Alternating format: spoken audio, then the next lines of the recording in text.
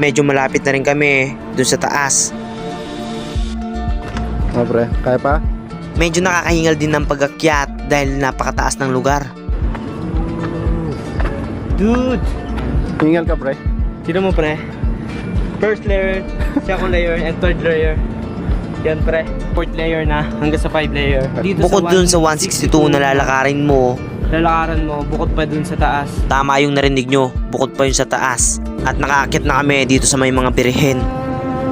At kitang kita mo ang ganda ng imahe ng mga nilagay nila dito. At nabighani pa kami sa mga nakita namin. Pakadilim. Ayan dito. Oh, kitang-kita lahat. Ganda. At nakakabighani talaga ang lugar na ito. Oh, guys. Kaya pinili namin sa mas gabi para mas nakikita yung view sa labas. And hopefully makita nyo rin yung view.